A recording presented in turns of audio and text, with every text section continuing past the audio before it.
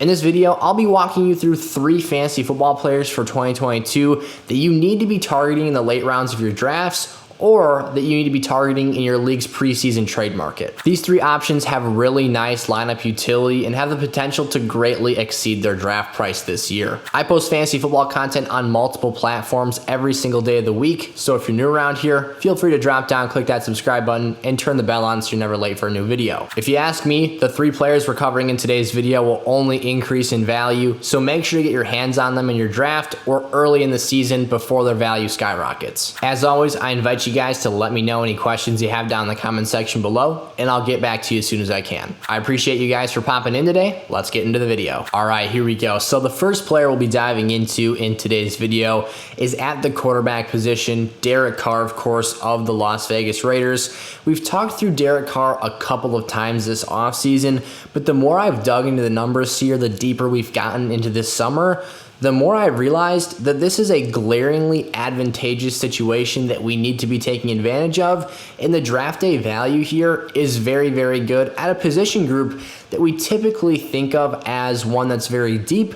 However, I see Derek Carr as an opportunity to capitalize on him as kind of the last wave of real legitimate QB1s for this upcoming season. What do I mean by that?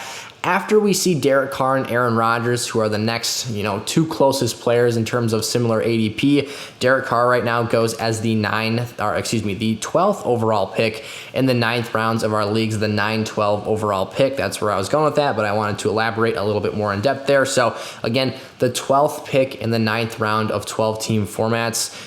This is a player who, again, is the end in him and Aaron Rodgers. That duo there marks kind of the steep drop-off, at least in my opinion, for this position group. There's a couple of other nice players like Tua, who has a really nice receiving core and skill room surrounding him. But in terms of legitimate quarterbacks who have shown us and gotten the job done on their own in previous seasons, despite not having elite talent around them, when you look at Derek Carr and evaluate the situation that he has walking into 2022 here, I would argue that for a player who has had some legitimate fantasy seasons in the past, now he's never done anything crazy. He's only a player who, I'll get into some of the unflattering stats, if you will, some glaring truths here, but I think truths that will, I sound so dumb saying that, but inevitably some analytics that I think will be taking some steps forward in the right direction on a very positive note here for this upcoming season. So I want to just kind of highlight some of the numbers that Derek Carr had last season, some of these numbers that I talked about digging into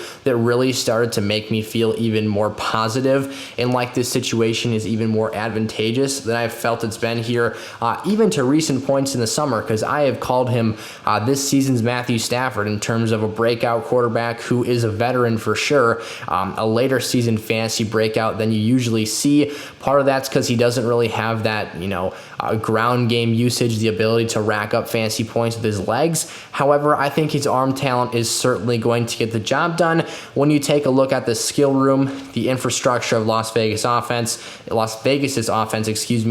and just everything that I think that this group can do together. So last season, the first stat that instantly, it's a very basic stat here, as you'll see in a second. I like to try and keep things as simplified as possible for you guys. I don't like tossing out a ton of crazy analytics, but I do ultimately like to put context behind every number I say. So, of course, that's an emphasis we'll be making for today's video. So, at face value, Derek Carr last season had 4,800 passing yards. That is a very good stat. That puts him top 5 in the National Football League in passing yardage for last season. And on its own, that doesn't really move the needle much for fantasy. What it does do, however, is speak to the structure of this Raiders offense, the capability of Derek Carr as a passer, and you can kind of see the room where he can improve and have growth this year. What do I mean by this? Carr threw for nearly 5,000 yards last season. Yes, they added a game on to the regular season, so it's not nearly as impressive as it would have been had it come in the 2020 season or any of the seasons prior during the 16-game format. However, what I want to mention is, again, this stat came in 2021 without Devontae Adams, who is currently being added to the roster, with Darren Waller only playing 11 games. So what, we had a 17-game schedule last year. Waller missed 6 contests, yet Derek Carr still threw for that astronomical number. And his previous season's leading receiver, Nelson Aguilar, had departed in free agency On top of that, you've also got a situation where you've got a guy in Henry Ruggs, a team's former first-round draft pick, who is, all but out of the NFL now as of midseason last year because of his speeding incident and obviously his criminal speeding charges.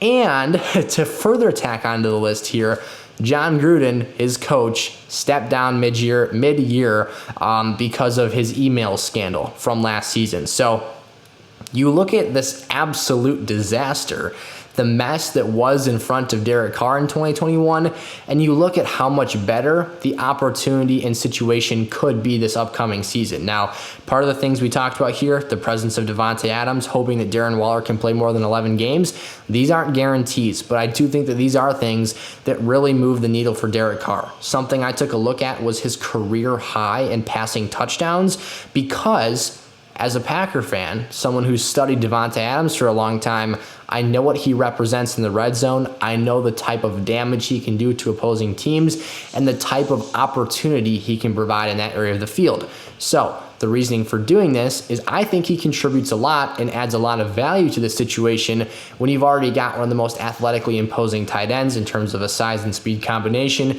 in Darren Waller at play here. So Derek Carr, surprisingly to me, has only had a 32 passing touchdown season as his career high. This number will get broken this year if Darren Waller and Davante Adams each play 14 games or more. That is a very, very low number for a player who has done the types of things in his career that Derek Carr has done. A player who was at one point, before breaking his leg, back in 2016, I want to say, an MVP candidate. I might be slightly off on the year there, but a player who has done very, very phenomenal things during his career in the National Football League. So on top of that, my assessed potential for touchdown progression here, the idea that I think he could be a 5,000-yard passing quarterback. Again, I understand that passing yardage alone doesn't move the needle very much because you're talking about 25 yards to one fantasy point. However, that's still upper echelon yardage territory. Tom Brady led the NFL in passing analytics last season and finished as a top 3 fantasy quarterback because of the fact that his team was number 1 in passing attempts, number 1 in passing attempts in the red zone, number 1 in team pass plays per game.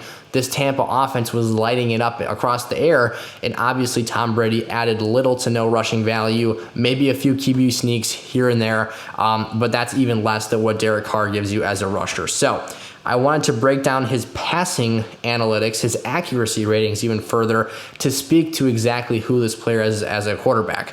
Matt Stafford's a guy last year who, again, as another non-rushing threat quarterback, took the step up, had an elite offensive weapon added into a situation, a much better offensive coaching regime than he was used to in Detroit, and took that huge elevation forward. These are the reasons I think Derek Carr, despite being drafted as the QB 13 right now, easily has top 8 quarterback upside because of the fact that I think that his passing numbers can take that next jump and next bump up here. So the first thing I want to talk about, he was second in accuracy rating across all of his throws last year. That shows you very good precision passing, very good accuracy in just delivering the ball on time and on target, getting those receivers in situations with opportunities to create more yards after the catch, and obviously have end zone calls.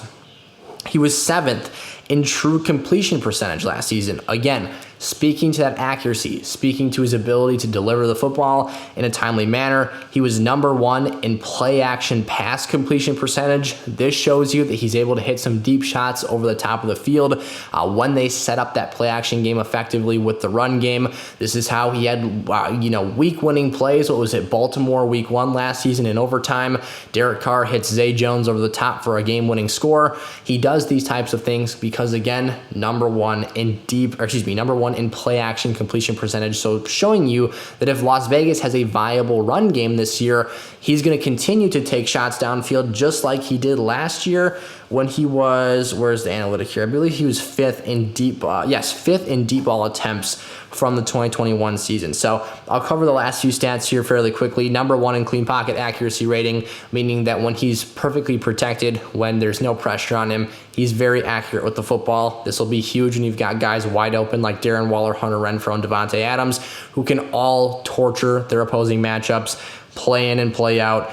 He's a guy who was 12th in red zone accuracy rating last season. Not spectacular, but showing you that in the red zone where the field gets condensed and where it counts, he's putting up some still very impressive numbers there. And then the big needle mover here, Davante Adams leads the National Football League in reception touchdowns since 2016.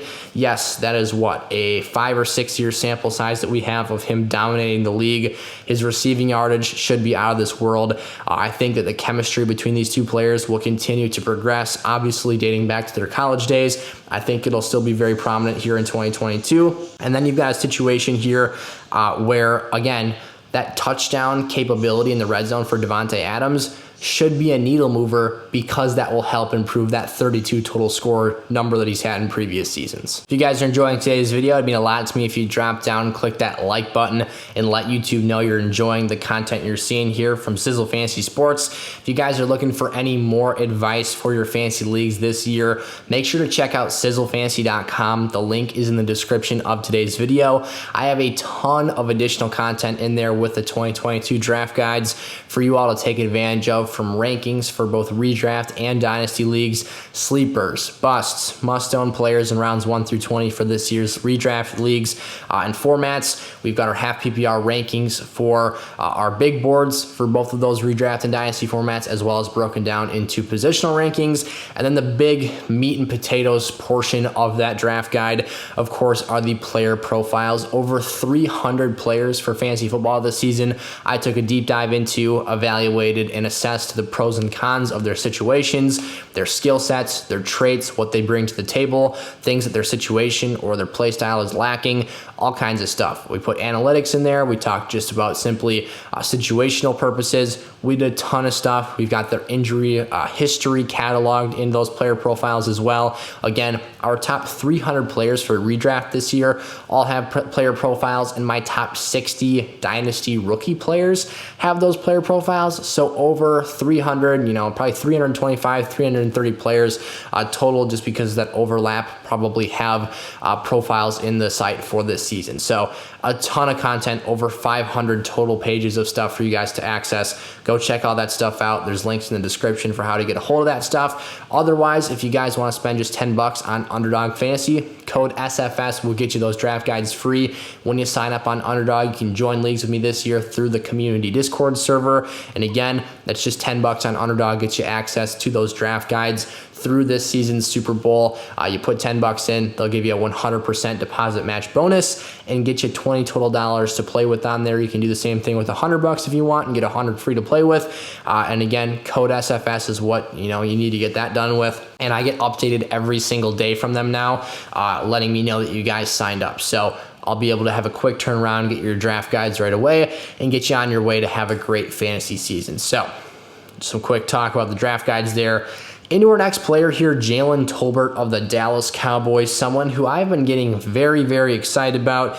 It all started with a comment, probably a month or so ago now, and has really evolved into an increasingly positive situation for Tolbert, for that matter, ever since. He was a guy who I was like, yeah, we got to talk more, some more Jalen Tolbert on the channel here. This is a player that clearly has a lot of upside, and there's a lot of reason to be drafting him this season. And now you've got the situation where he becomes even more viable, even more attractive as a fantasy asset because of the injury to James Washington. Now, you never wish upon another man's downfall. I don't like to see James Washington hurt here, but it is clear and obvious that this is a positive and something that moves the needle in the right direction for fantasy football viability for rookie Jalen Tolbert this season.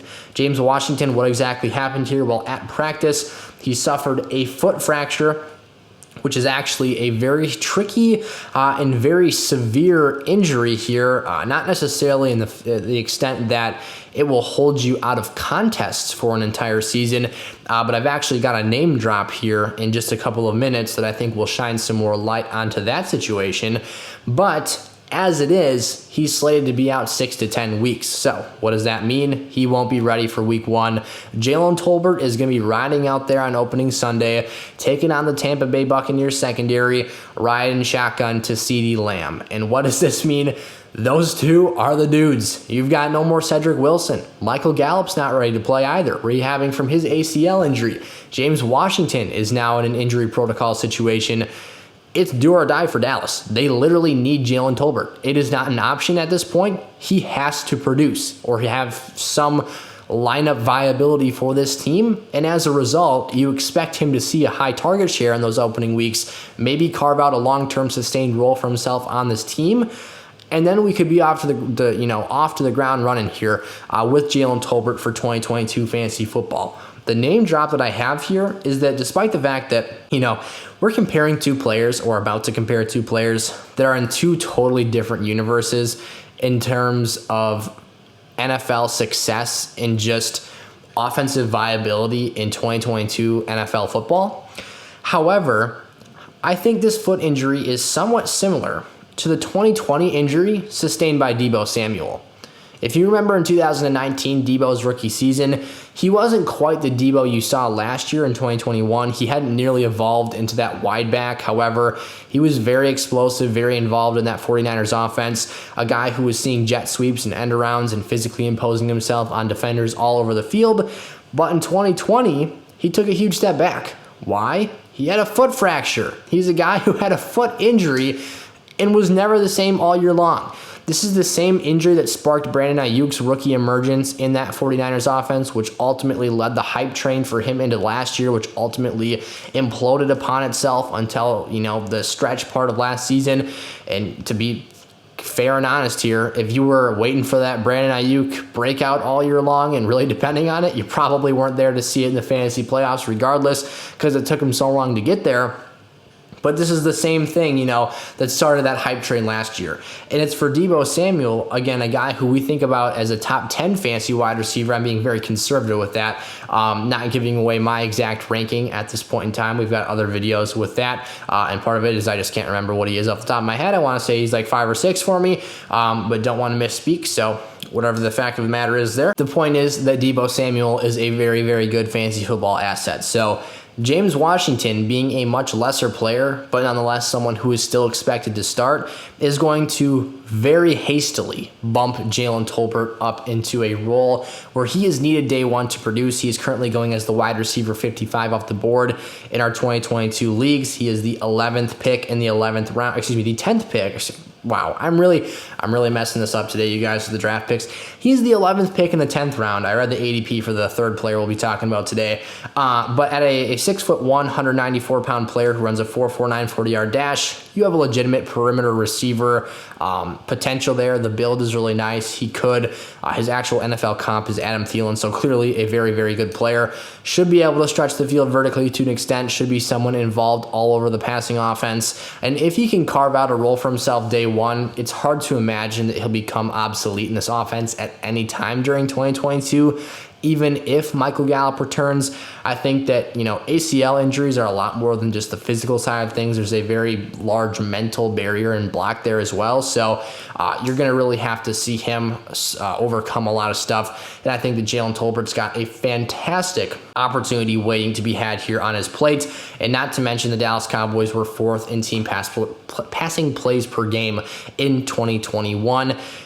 Probably won't be necessarily that high this year if Zeke stays healthy and they can sustain that run game, but still, the passing game was a strength for them last year.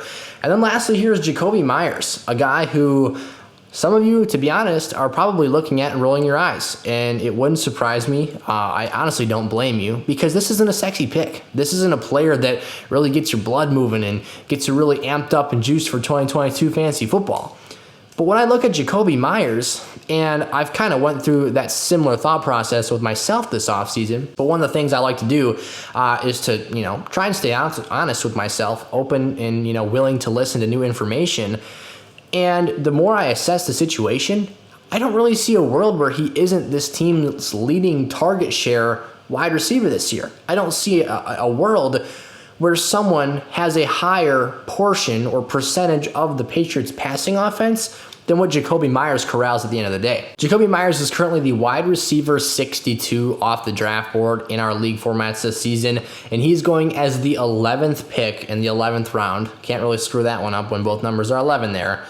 And I think this is a great draft day value. As I just stated, I don't know how another player surpasses him for target opportunities in this offense.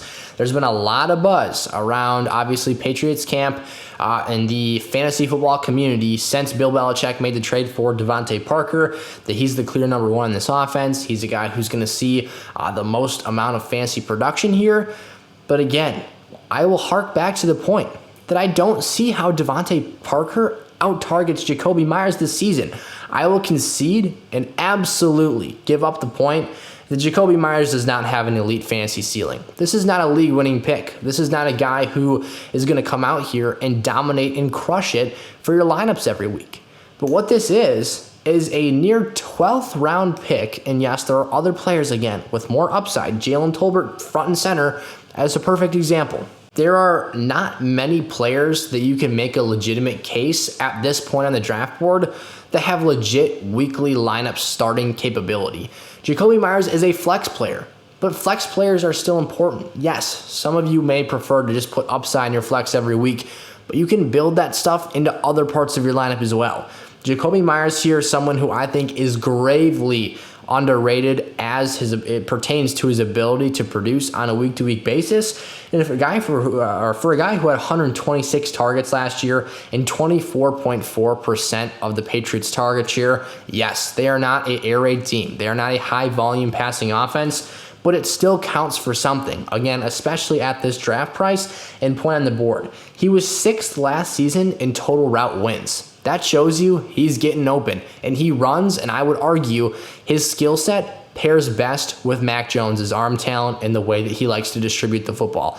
If Meyers is open, Mac Jones is making the read and throwing the ball to the open player. Devontae Parker, on the other hand, is a guy who doesn't separate at a very high level and is a guy who wins 50-50 jump balls. Yes, he is a better red zone target. Yes, Jakobi Meyers is kind of a small, bad red zone target. But Jakobi will separate more, get open, have much more route wins next season, and see the football come his direction at a quite larger extent. For that reason, he is the Patriots wide receiver I am targeting more often. I will still dabble I'll dip my toes in the Devontae Parker waters here, experiment with him in lineups this season. But for me, if you're looking for some stability late in your drafts, if you're looking for a guy, you're looking at your team, you're assessing your roster day one this year, and you're like, my lineup doesn't have a legitimate flex player that I feel comfortable, throwing out there every week, Jakobi Meyers is a great option for you. Whether you're trading in the preseason here, his value is very low. He's not a very hard player to acquire, and this is a guy who I think, again, can add some floor and stability on the back end of lineups that a lot of teams overlook and don't have. So start drafting some shares of Jakobi Meyers this season. Stop overlooking the 3 players in today's video and start taking advantage of the preseason trade market. The fantasy draft season is just the beginning. We have a whole year and season long of roster evaluation and never-ending analysis basically until that championship trophy is secured. Unless you're playing best ball, you need to keep diving deeper into the details, doing more research, more work, listening to some more videos here on the channel, and figuring out how to best attack the overall big picture of your team, because things are going to change, situations will evolve in fantasy football. In late December, early January, when we're wrapping up our leagues, will look drastically different than how it looks today. So if you guys enjoyed today's video, make sure to like and follow, subscribe to the SFS channel here. I've been making too many TikToks where I say follow. And of course, like I said in the beginning of today's episode, if you've got questions for me, comments, concerns, drop those in the comment section below, and I'll get back to you guys as soon as I can. Check out sizzlefantasy.com. In the 2022 Draft Guide collection, there is a ton of information and content just jam-packed into those. So take advantage of that stuff. There's a ton of stuff at your fingertips to get, obviously some use from and to get some benefit for, make you a better drafter this season. And I will see you guys in the next episode. Peace out.